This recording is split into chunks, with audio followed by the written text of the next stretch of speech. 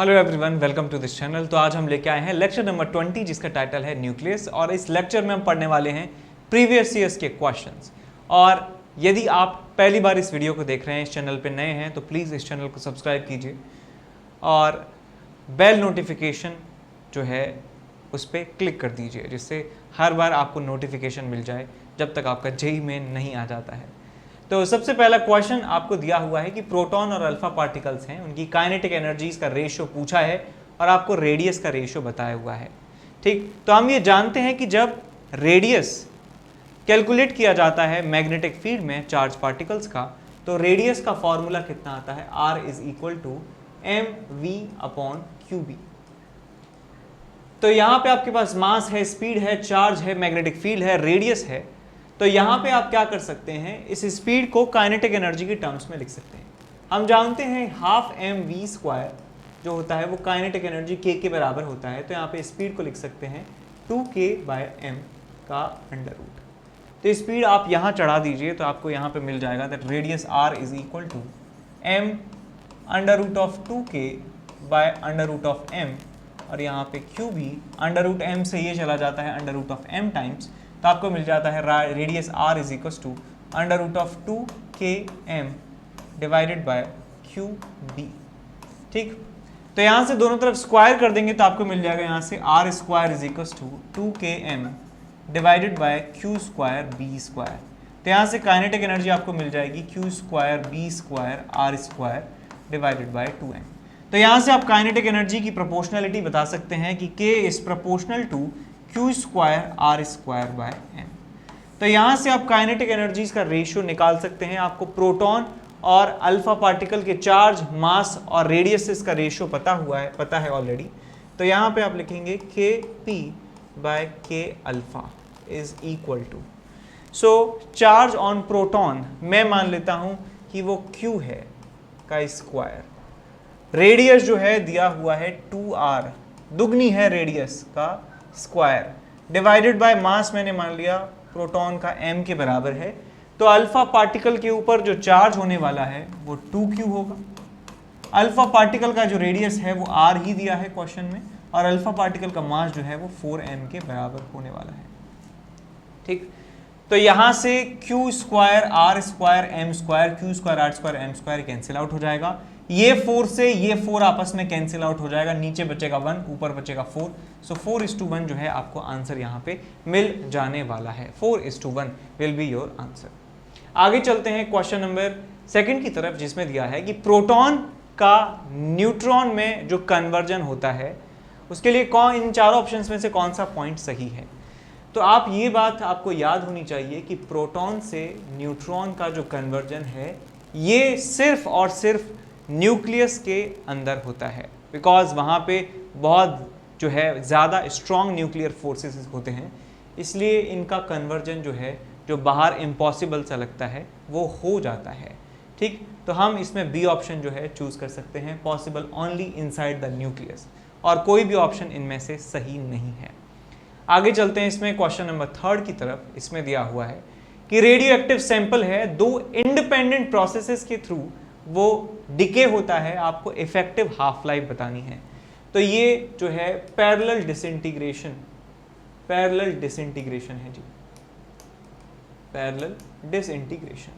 तो आपके पास मान लीजिए एक सब्सटेंस है, एक रेडियो एक्टिव सब्सटेंस है A, और वो B में कन्वर्ट होता है बाय रेट कांस्टेंट λ1, और वो C में कन्वर्ट होता है साइमल्टेनियसली विद रेट कांस्टेंट λ2।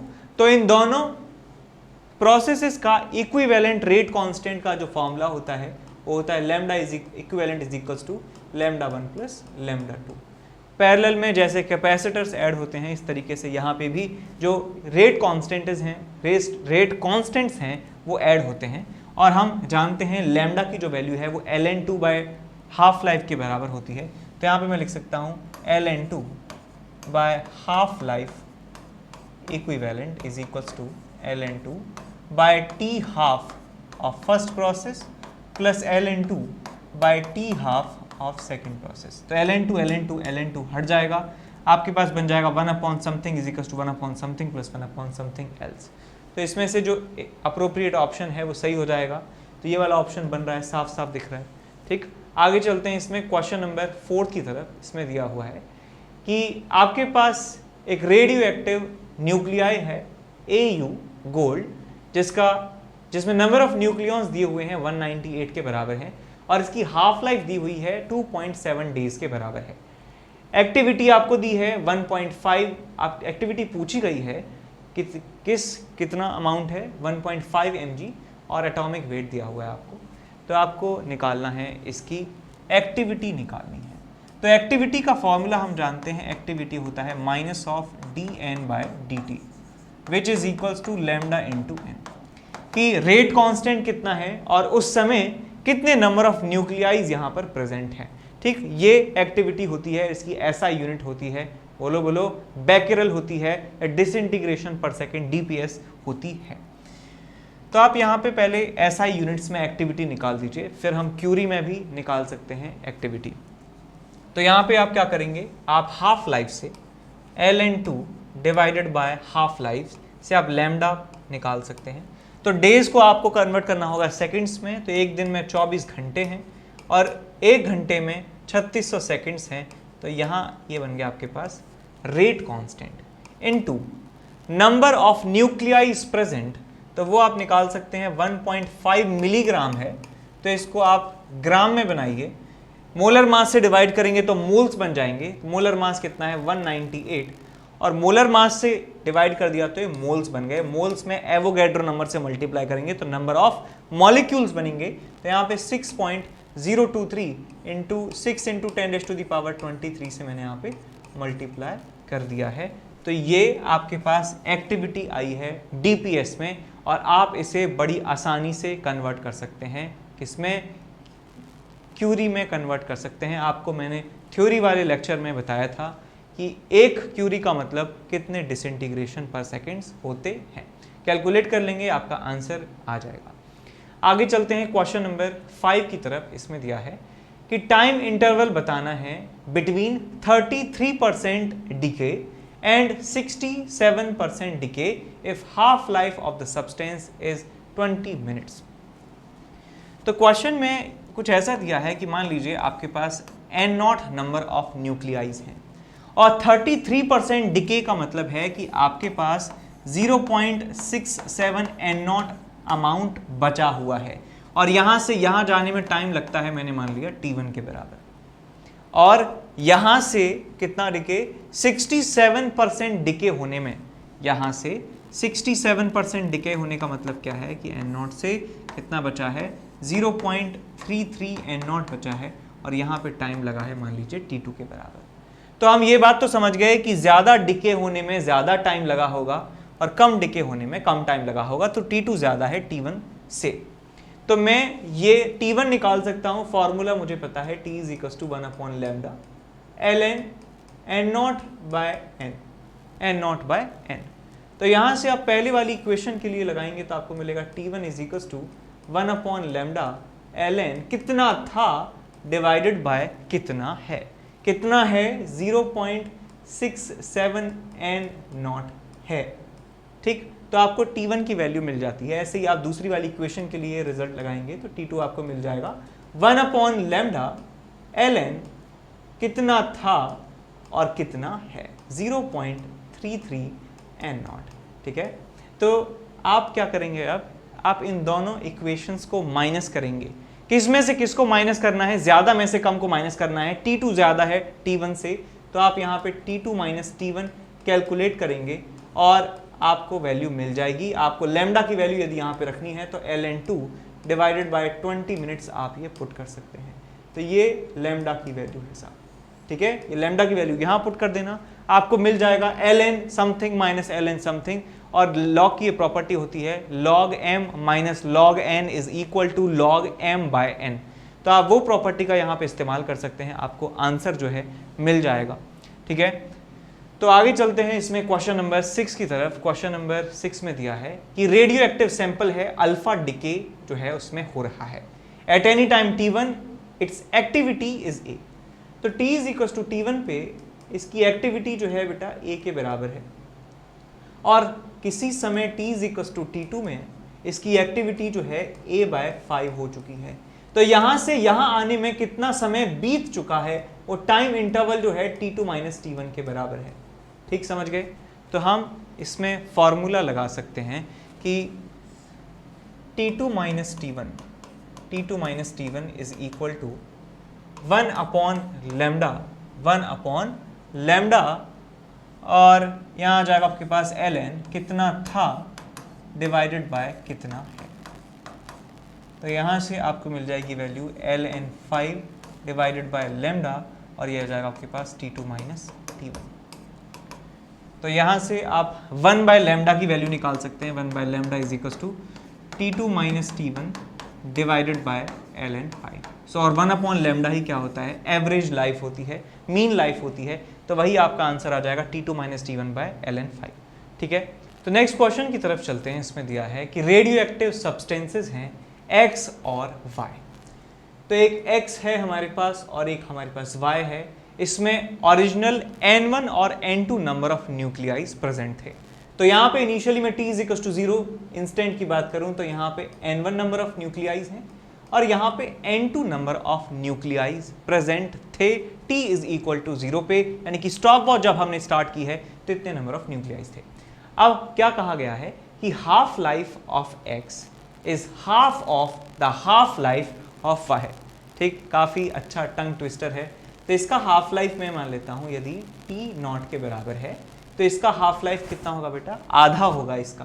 तो इसका हाफ लाइफ कितना है t नॉट बाय 2। अच्छा, after 3 half lives of y number of nuclei of both are equal.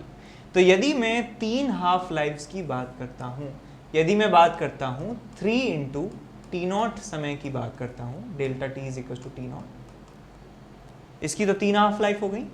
और यदि यहाँ पे मैं 3 टाइम्स टी नॉट की बात करता हूँ तो ये 6 टाइम्स हाफ लाइफ हो चुकी है। समझ गए कि इसकी 3 जो हाफ लाइफ है इसकी 6 हाफ लाइफ के बराबर हैं। और आपको फॉर्मूला याद है कि n number of half lives time के बाद कितना एक्टिविटी या कितने नंबर ऑफ न्यूक्लियाइज रह जाते हैं, और फॉर्मूला क्या होता है n naught upon 2 raise to the power n। यदि n हाफ लाइफ बीत चुकी हैं तो इतना जो है आपको न्यूक्लियस जो है बच जाते हैं आपके सैंपल में। तो यहाँ पे मैं लिख सकता हूँ कितने सैंपल बचे होंगे, कितने न्यूक्लियाई बचे होंगे, n1 upon 2 raise to the power 6 और यहाँ कितने बचे होंगे n2 upon 2 raise to the power 3। Because यहाँ पे 3 हाफ लाइफ बिताई हैं, यहाँ पे 6 हाफ लाइफ बिताई हैं और ये दोनों संख्या आपस में बराबर आती हैं, ये क्वेश्चन में कहा गया है। तो यानी कि this is equal to this, इन दोनों को आपस में बराबर कर देंगे तो n1 by 2 raise to the power 6 is equal to n2 upon 2 raise to the power 3।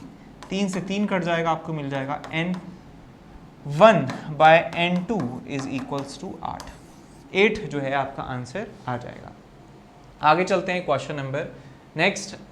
तो आपसे पूछा गया है ratio of mass density of nucleus.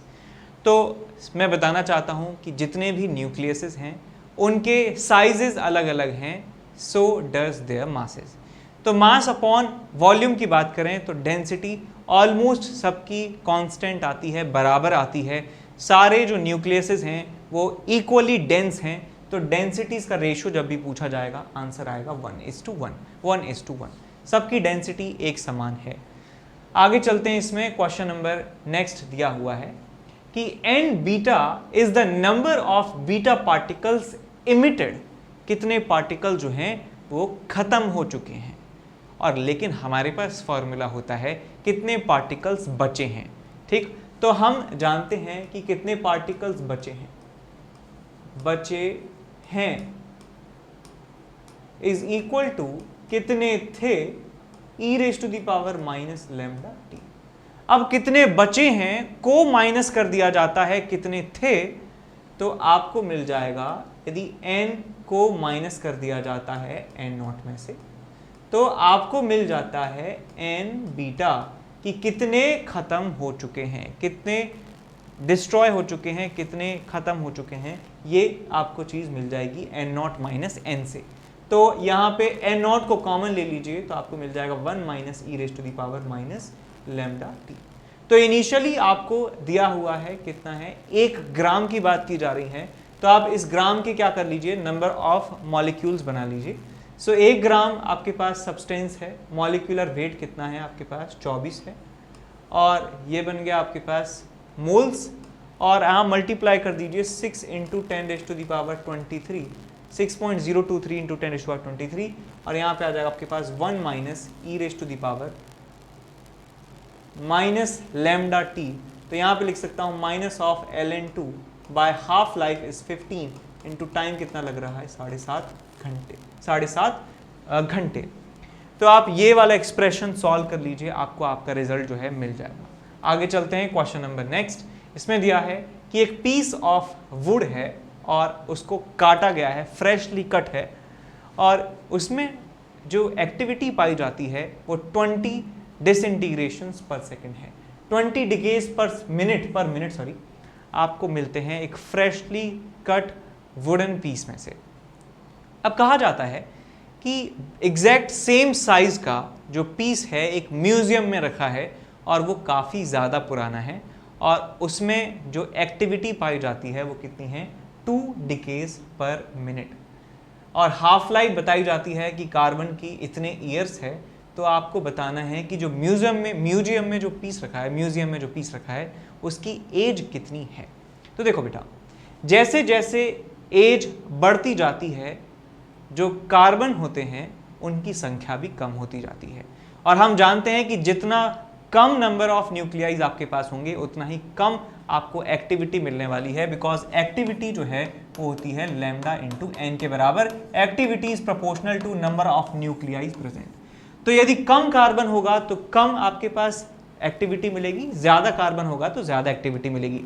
तो नए वुडन में ज्यादा कार्बन है तो ज्यादा एक्टिविटी है, और जो पुराना पीस है उसमें कार्बन की संख्या कम हो चुकी है, बिकॉज कार्बन तो डिसइंटीग्रेट हो चुका है, तो वहां पे एक्टिविटी कम पाई जाती है।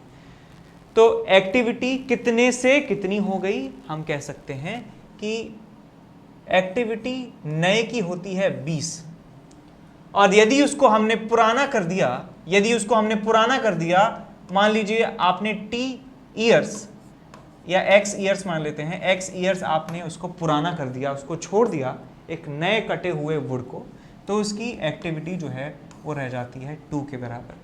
तो आप यहाँ पे लगा सकते हैं आपकी equation that t is equal to या x is equals to 1 by lambda ln कितना था डिवाइडेड बाय कितना है।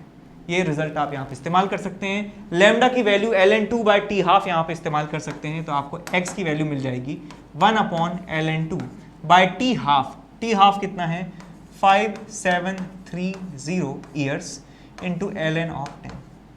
ln 10 समझ गए कैसे यूज करेंगे इसको, 2.303 इंटू लॉग 10। सो 2.303 से मल्टीप्लाई करेंगे, यहाँ पे ln2 को लिख देंगे 0.693, तो आपका आंसर जो है आ जाएगा x का वैल्यू ईयर्स में। ठीक है, आगे चलते हैं। इसमें नेक्स्ट क्वेश्चन है आपके पास कि डिके कांस्टेंट है आपके पास लैम्डा अल्फा और लैम्डा बीटा रिस्पेक्टिवली, और सब्सटेंस इमिट करता है अल्फा और बीटा साइमल्टेनियसली। मान लीजिए आपके पास कोई सब्सटेंस है वो अल्फा और बीटा साइमल्टेनियसली जो है इमिट करता है, इसका मतलब एक पैरेलल डिसइंटीग्रेशन का ये एग्जाम्पल है, साइमल्टेनियस डिसइंटीग्रेशन का एग्जाम्पल है। आपसे पूछा गया है कि एवरेज हाफ लाइफ कितना होने वाला है। तो आपको लैम्डा अल्फा दिया हुआ है बेटा, ये लैम्डा बीटा दिया हुआ है, तो हम जानते हैं कि यदि लैम्डा इक्विवेलेंट निकालना चाहते हैं तो क्या होगा आपके पास lambda alpha plus lambda beta, और आप यहाँ से 1/लैम्डा इक्विवेलेंट निकाल लेते हैं, यानी कि मीन लाइफ निकाल लेते हैं, तो ये वैल्यू आपको मिल जाएगी 1/लैम्डा अल्फा प्लस लैम्डा बीटा। अब आपको ऑप्शन में टी अल्फा टी बीटा दिया है, तो आई होप ये हाफ लाइफ की वैल्यू है, आई थिंक हाफ लाइफ की वैल्यू है कि because T alpha t beta को डिफाइन नहीं किया है।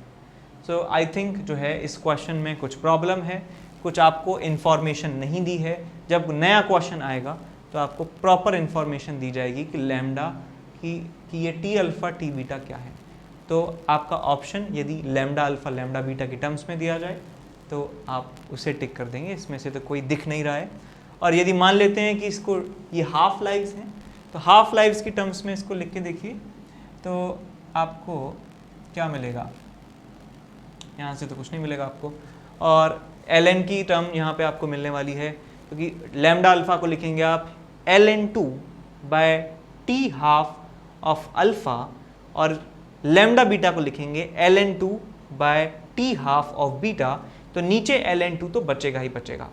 अब मान लेते हैं कि टी अल्फा जो है वो मीन लाइफ है पहले वाले पार्ट की, तो ये लिखा जा सकता है 1/t alpha mean life plus 1/t beta, और ये सब 1 के ऊपर है, ये 1/लैम्डा इक्विवेलेंट है।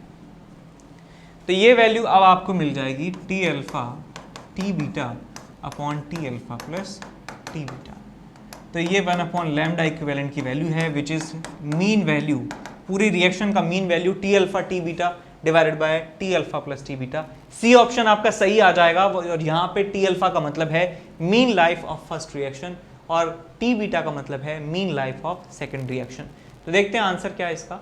आंसर सी दिया है, इसका मतलब क्लियर है कि टी अल्फा और टी बीटा जो है यहाँ पे क्या चीज़ है, मीन लाइव्स हैं इंडिविजुअल रिएक्शंस। तो नेक्स्ट क्वेश्चन की तरफ चलते हैं। इसमें दिया है कि एक न्यूक्लियस है जिसका एटॉमिक नंबर है 92, और वो ये सारे पार्टिकल्स को इमिट करता है, तो आपको फाइनल जो न्यूक्लियस बनता है उसके एटॉमिक नंबर की वैल्यू कैलकुलेट करनी है, कितनी होगी।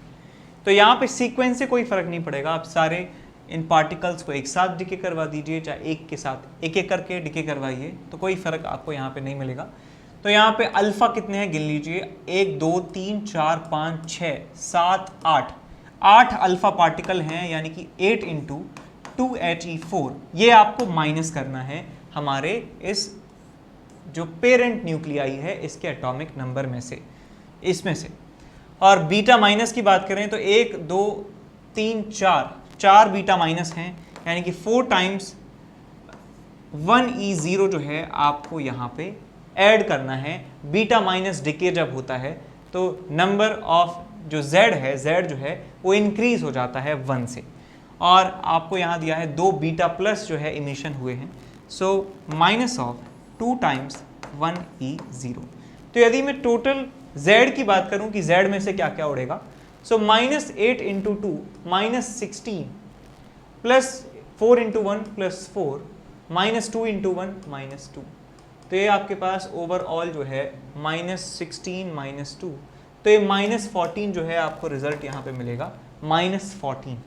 तो 92 में से आप 14 माइनस कर दीजिए तो आपको कितना मिलेगा, तो ये मिल जाएगा 78 मिल जाएगा आपको, है ना। तो 78 विल बी योर आंसर।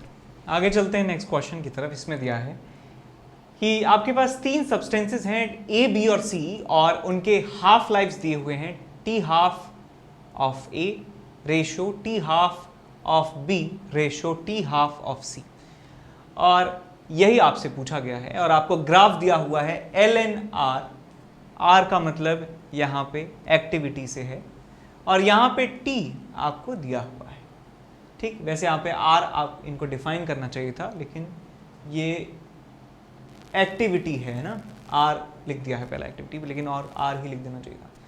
चलो ठीक है, तो हम जानते हैं फॉर्मूला कि R is equal to R0 e⁻⁻ lambda into t, या आप इसे ऐसे भी लिख सकते हैं कि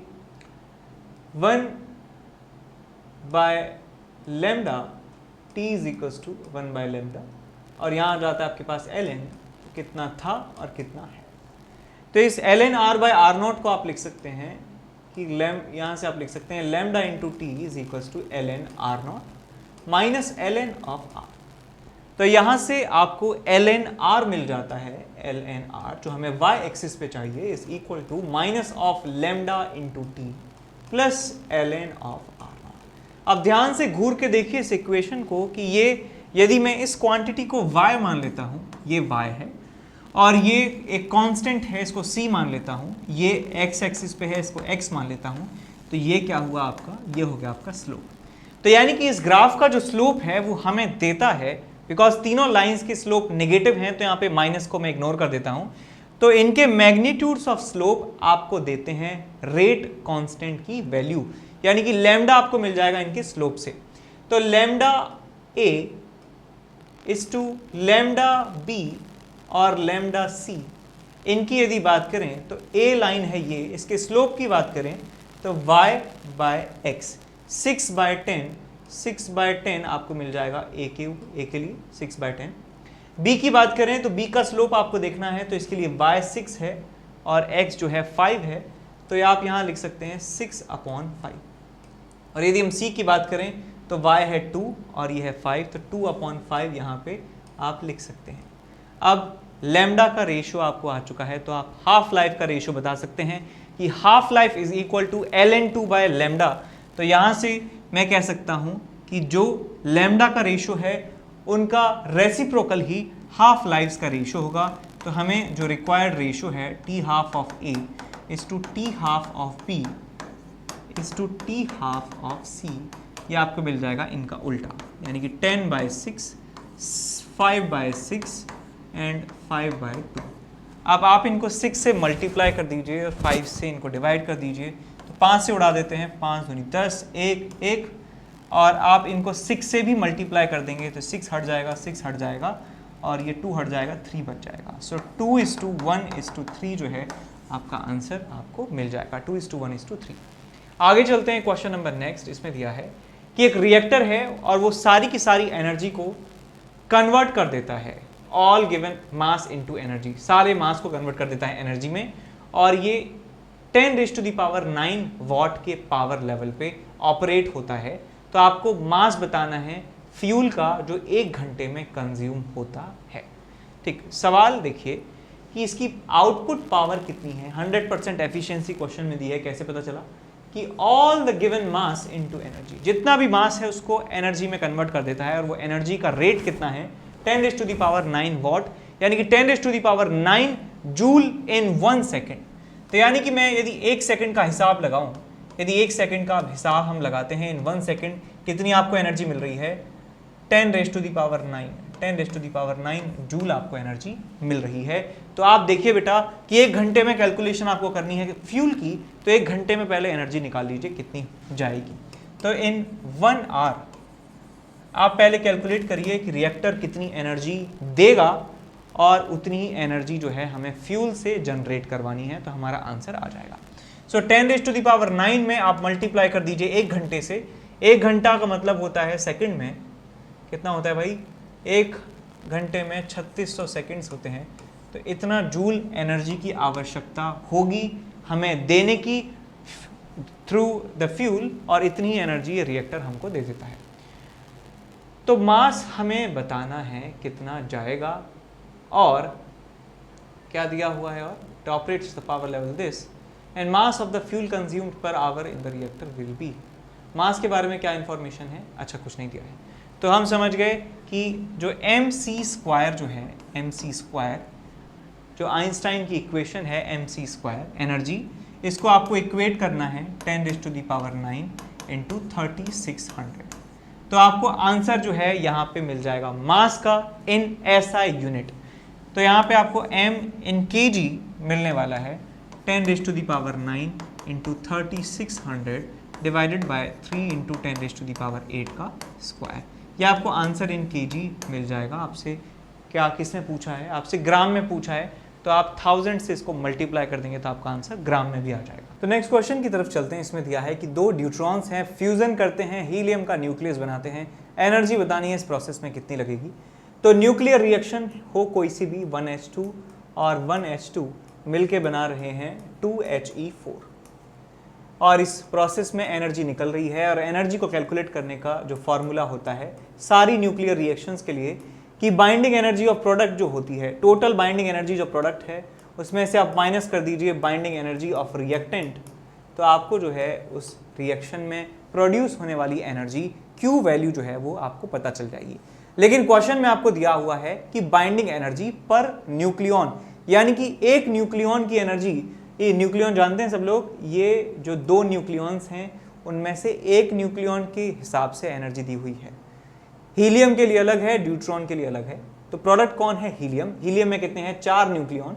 तो टोटल एनर्जी प्रोडक्ट की कितनी हो जाएगी, 4 into binding energy of 1 nucleon, यानी कि इंटू 7, 4 इंटू 7 आपको यहाँ पे मिलेगा, minus binding energy of reactants. Reactants में कितने आपके न्यूक्लियंस हैं, 4 न्यूक्लियंस हैं। सो -4 इंटू 1.1 आप यहाँ पे लिख दीजिए, आपको रिजल्ट मिल जाएगा 28 - 4.4, तो मिल जाएगा आपके पास 4 23.6 23.6 मेगा इलेक्ट्रॉन वोल्ट आपको आंसर मिल जाएगा। आगे चलते हैं इसमें नेक्स्ट। इसमें दिया है कि एक रिएक्टर है और वो 2 किलो यूरेनियम फ्यूल को पूरा यूज कर लेता है 30 दिनों के अंदर। अच्छा, और आपको फाइनली कैलकुलेट करना है, ऑप्शंस देख के दिख रहा है कि आपको पावर कैलकुलेट करनी है, और पावर का मतलब होता है जूल पर सेकंड, यानी एक सेकंड में कितनी जूल जो है वो एनर्जी जनरेट कर पा रहा है। तो हम पहले कैलकुलेट करते हैं कि एक सेकंड में कितना फ्यूल यूज हो रहा है। तो एक सेकंड में फ्यूल कैलकुलेट करने के लिए आप 2 किलो को आप पहले ग्राम में बनाइए। 2000 ग्राम यूरेनियम है, इसका मॉलिक्यूलर वेट 235 है, तो आपको यहां से मोल्स मिल चुके हैं यूरेनियम के।